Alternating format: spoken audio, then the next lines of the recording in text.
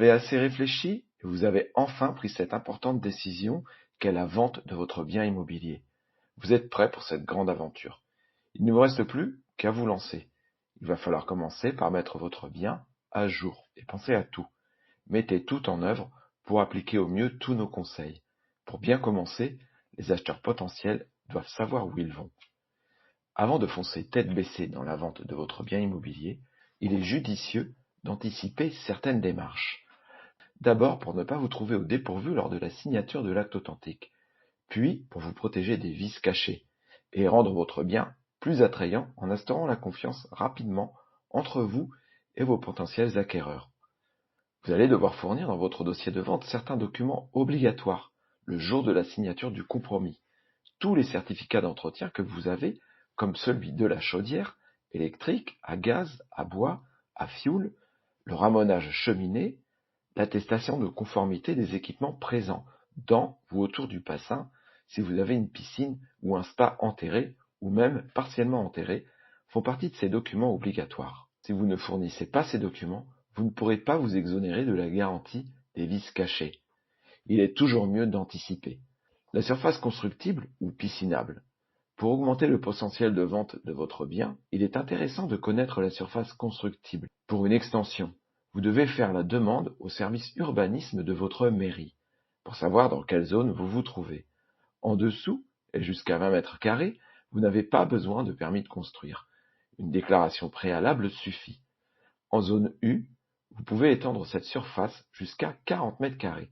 Renseignez-vous si votre terrain est piscinable. Bien sûr, tous les travaux ne peuvent être réalisés pour une vente. Certains seront coûteux et si vous êtes pressé par le temps, vous souhaiterez probablement vendre sans procéder à ces travaux. N'oubliez pas qu'un bien qui présente parfaitement et où il y aura le moins de travaux à prévoir se vendra plus facilement, plus rapidement et plus cher. L'argent investi dans ces travaux augmentera votre plus-value sur le bien. Nombreux sont les propriétaires surpris à l'annonce du prix lors d'un devis. Beaucoup s'imaginaient ça beaucoup plus cher, souvent même le double.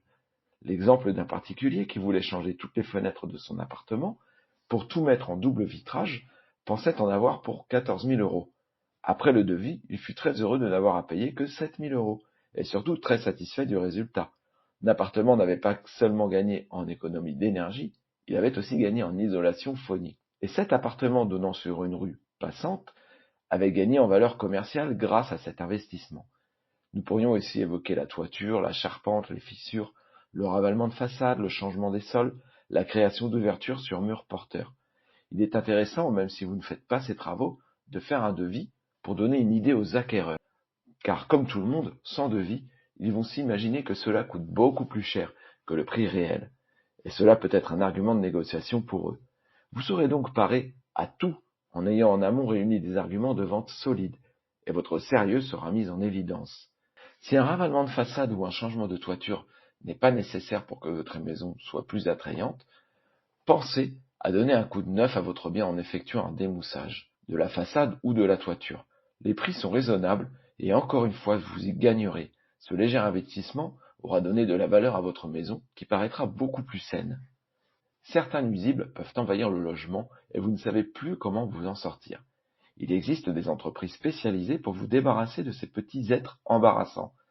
Imaginez la réaction des visiteurs lors de la découverte de votre bien en tombant sur une petite armée de rats, de souris ou de cafards. Il vaut mieux anticiper et faire appel tout de suite à un dératiseur désinsectiseur. Il va falloir aussi prévoir le jardin.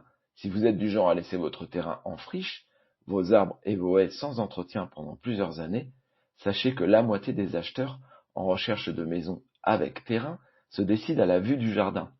Il serait dommage de perdre des acquéreurs car le terrain accompagnant la maison ressemble à un champ de bataille. Alors prenez votre courage à deux mains et lancez-vous dans une mission jardinage qui risque certes de vous donner un tour de rein, mais dont vous serez fier et satisfait après quelques jours de travail acharné. Ou bien faites venir une entreprise de jardinage, élagage, paysagiste qui effectuera cette tâche en une journée ou demi-journée, en sculptant vos arbres, vos haies. Un paysagiste saura mettre votre jardin en valeur de façon professionnelle. Retrouvez, en bas de page, toute une liste de professionnels dont vous pourriez avoir besoin. Vous bénéficierez davantage en cliquant sur les liens. Vous serez rappelé dans un délai de 24 à 48 heures pour une prise de rendez-vous. Voilà, cette vidéo se termine ici. J'espère qu'elle vous a plu. Vous pouvez passer maintenant à la prochaine étape.